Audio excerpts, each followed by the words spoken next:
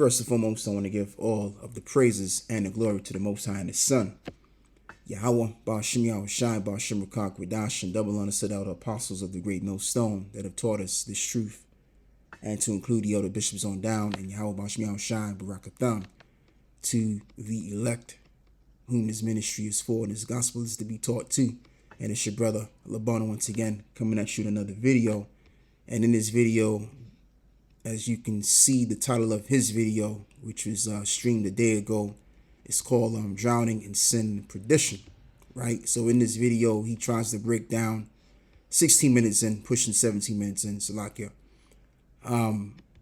Daniel's 8:23 to verse 25, and then he goes into Revelations 13, and he gets that wrong as well. So as usual, I mean, this comes as a surprise with the Bishop Nathaniel. He's always breaking scriptures down wrong nowadays. He's getting sloppy, that I have to say.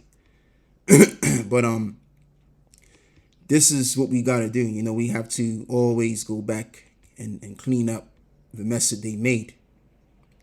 But yet they call themselves bishops and elders and generals and what have you, right?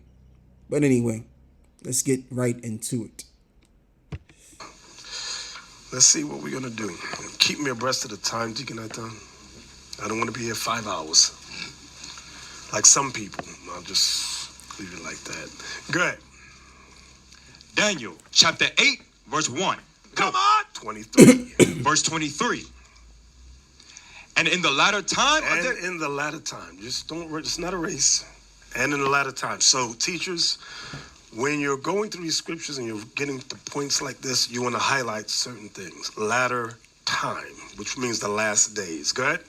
And in the latter time of their kingdom. Now, their kingdom refers to the Edomite kingdoms. Like when you read above it, like verse 21 talks about Grecia. Okay, so what we're going to see is that Grecia, those are the Edomites. Initially, yes, they were Japhet, but Alexander and his father Philip were Edomites. They took over everything. Everybody got that, right? Okay, so verse 23 again, one more time. And in the latter time of their kingdom, when the transgressors are come to the full. The sinners are come to a full, A king of fierce countenance, and understanding dark sentences. Dark sentences, that goes into religion. That goes into the Bible. Understanding dark sentences. Go ahead. Yeah, and that's incorrect. The dark sentences is referring to what is called double dealing. And you can read this in, the book of First Maccabees 1, I believe. And I think it's right around 30 to 35, where Antiochus Epiphanes spoke, good words unto the Jews. And then, he basically did the quite opposite of the words that he had spoken. So that's what he did. He was double dealing with his words. And also ties into the book of Psalms 55 and verse 21. And Esau does that right now. Okay, let's bring that out real quick. Psalms 55 and verse 21. And the words of his mouth were smoother than butter, but war was in his heart, and his words were softer than oil. Yet were they drawing swords. And that's what happened to the Israelites. They were conquered. So after Antiochus Epiphanes gave a good speech on what he was going to do for the Israelites, and speaking words of comfort, kind words, what did he do? He did the quite contrary. So that's what the dark sentences is speaking about. Shall stand up. Shall stand up. This is a religious system. Go ahead. And his power shall be mighty, but not by his own power.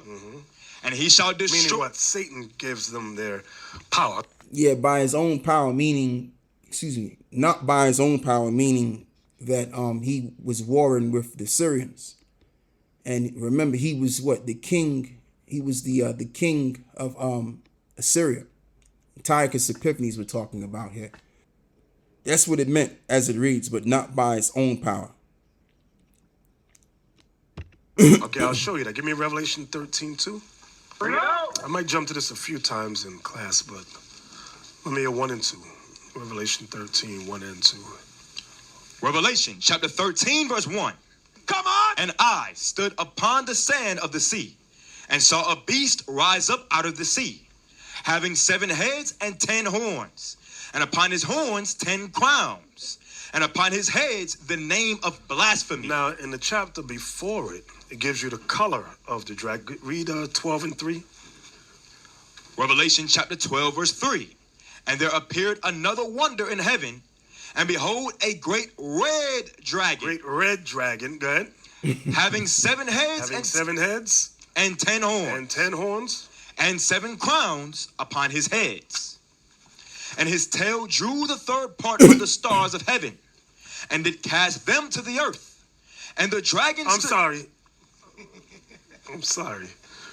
Where were you reading again?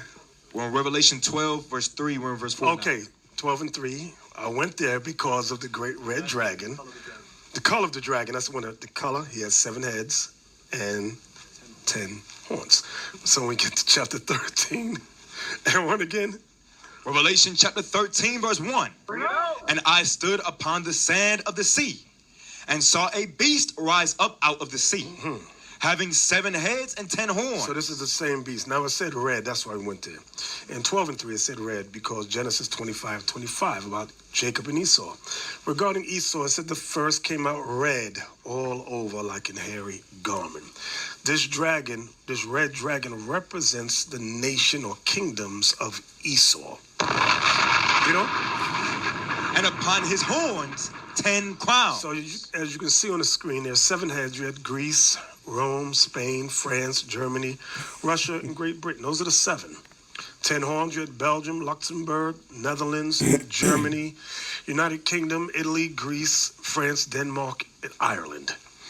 Read on. And upon his heads the name of blasphemy. And the beast which I saw was like unto a leopard. I wanted that part right there. Why does it say like unto a leopard? Hold that right there. Go back to go to Daniel 7. Let's go. IT, do you have the generals for the Greeks? All right. Go ahead. Read that, Daniel. I'm sorry. Daniel 7 and 6. Daniel chapter 7, verse 6. Come on. After this I beheld, and lo, another like a leopard. Give me the, actually, before you get that, IT, give me the animal symbols of the kingdoms. So we can see the animal symbols. All right. All right. Now you see the Greeks right there is the top right. Can y'all zoom in? Top right. Okay. You went somewhere else. Okay. Right there in the front. All right. Read it one more time. After this I beheld, and lo, another like a leopard. Like a leopard. Go ahead. Which had upon the back of it 4 wings of a fowl. 4 wings of a fowl. There's militaries. 4 major militaries. Go ahead. The beast had also 4 heads. Had 4 major generals. Go ahead. And dominion was given to it. Now, so this leopard represents the Greeks. Okay. Do you have the generals? Do you have the poster for the generals? Okay, you have Ptolemy took over Egypt, Seleucus, Syria, Lysimachus, Thrace, Asia Minor, Cassander, Macedonia. So these were the 4 heads. Okay, everybody got that, right? So now, when we get to Revelation 13 and verse 2 again, about this great red dragon with 7 heads. Watch what it says. Revelation 13, verse 2. Let's go. And the beast which I saw was like unto a leopard. When it says like unto a leopard, it's like the Greek Empire.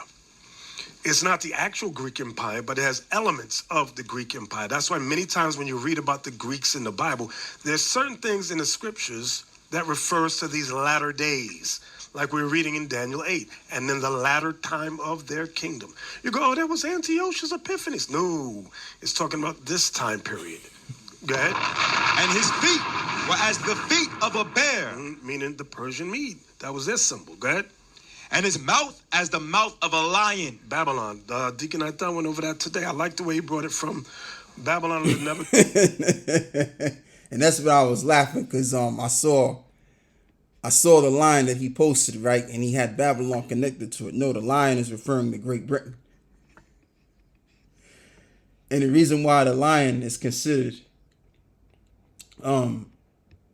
or the mouth of the lion is considered Great Britain the way we teach it, because when you check it, down here in the UK, you have a lot of lion symbols, and down here in London, to be exact, in Trafalgar Square, you have, I think it's about maybe 4 lions. Let me do something real quick. Trafalgar Square. Yeah, Trafalgar Square. Black lions.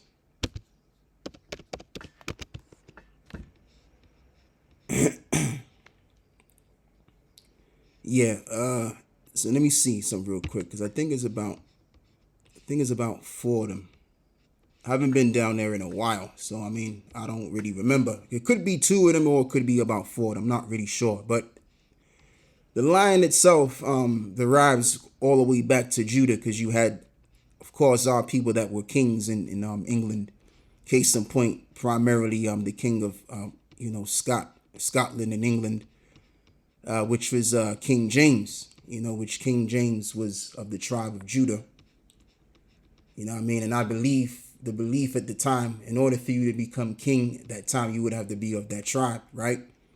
So you had Jake that were pretty much active in the UK and ruling in the UK. You had many of those which sat upon thrones and what have you. And there were wars that was had among Jake tribes. You had a lot of Benjamites that were up north, and then you had some of them Judites that was down south. The way I remember it. So that's where the lion goes back to. The lion symbol goes back to those that were is what Esau would call the Dark Ages, the early days. So that's where the lion goes back to. But officially, what this is talking about is Great Britain yet again, because Great Britain is not the most influential power like America is. However, it's the secret power, and whatever England goes with, that's what the world has to follow. Great Britain is like the power behind America. Hence is why you have the the central banking dynasty situated in. This is the reason why the world is now coming under the digital ID setting, for the sake of the CBDC system. Okay. And when you think about the term CBDCs, what do you think about? You think about the central banks. The whole notion of the CBDCs derives back to the central banks, which is the Rothschild family. You know what I'm saying? So Britain is basically the main power behind it all. Even where it concerns American politics, the Rothschilds have their hand to a degree in that too. And that's why what's his name, when he was being interviewed, Evelyn Rothschild, the news pundit, was trying to get him to inquire of American politics, and he was like, "No, I don't speak about American politics." You know what I'm saying? So they're not gonna show their hand in what kind of level of power that they do have. They're gonna stay quiet on certain things that come up. But the point of the matter is that the Rothschilds is what's calling the shots in England. So that's why, as this reads again, in verse 2, and the beast which I saw was likened unto a leopard, and his feet were as the feet of a bear, which he's right about the Medo-Persians, and his mouth as the mouth of a lion. And the mouth of a lion is, again, Great Britain. So, the deacon Naya down, he broke it down, and he alluded it to being Babylon, but it's not Babylon. What it's basically about is it's referencing to Britain. The mouth of the lion is basically referencing to Great Britain, because whatever England says, secretly, that's what the world has to dance to the tune of. Because in England, you have what is called your banking elite, the central bankers, which is where the real power derives from. And the dragon gave him his power and his seat and great authority, meaning this system, this revival version of Rome gave them their power. Okay, so that's all I'm going to read from there. And now what I want to do is I want to read Daniel's, verse 25. Daniel's 8 and verse 25 to be exact. And we're going to break that down correctly as well. As it reads, Daniel's 8 and verse 25, And though his policy also he shall cause craft to prosper. And the craft that which would prosper is getting everybody together under one race, one banner. And in the midst of all of that, what he would do is he would defile the temple. He would defile Jerusalem by setting up various stations where you can worship so many different gods. So he basically wrote a letter. I believe it was something to the equivalent of a letter was written from the king, and it was passed down that this would be done. The things that I pretty much said that he would do, right?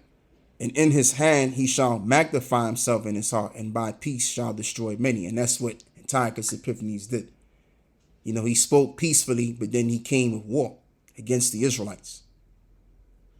And he shall also stand up against the prince of princes, but he shall be broken without hand. So word came out what Judas and Maccabees did. I think it was either Judah Maccabees or Matthias. It was to do with Matthias and his crew, and or Judah Maccabees, as I can quite recall in my head.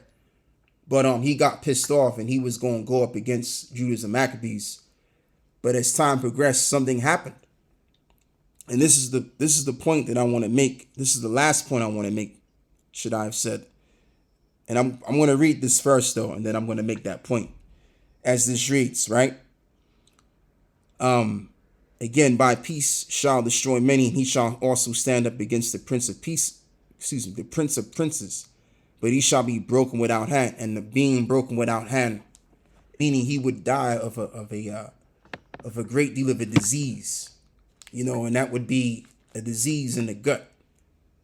You can do the research on it, but it would be best if you read it in scripture instead in the Apocrypha. It actually elaborates what disease he died off, and it was so horrible, it made him to stink. It was something to do with some sort of gut disease he had. So that's all I'm going to say with this video as well. Giving all of the praises and the glory to the Most High and His Son, Yahweh, Ba'ashem Yahushai, Ba'ashem Rakah Gwadash, and double honors to the elder apostles of the great no stone that have taught us very well. And that's why we got to really be thankful. Not just saying that loosely, but literally. That's why we give thanks, and as we should, and praises to the Most High, Yahweh Ba'ashem Yahushai, for everything. And for the teachers that he's given us, because I'm telling you, man, these guys outside of Great No Stone, they don't know what they're talking about. And, certain men that used to know what they were talking about, I would say Bishop Nathaniel, he was 90% correct on the precepts. He used to be quite sharp. And his men, but they getting sloppy now. They're starting to get real sloppy with these precepts. And by the way, this is a recent video. This ain't no 2-year-old video. This is a recent video. And he's still struggling to break Daniel's 8 correctly now. I did a video about this subject matter and him going over this about 4 years ago, and he's still struggling to break this chapter down. When all he had to do is just watch our videos, and then he can get the correct breakdown of it. But again, it just shows you that pride ain't the way, man, and just being an Israelite podcaster ain't the way to go. If your heart is not into this thing correctly, then it's going to show in action. All right? By their fruits you shall know them. Shalom.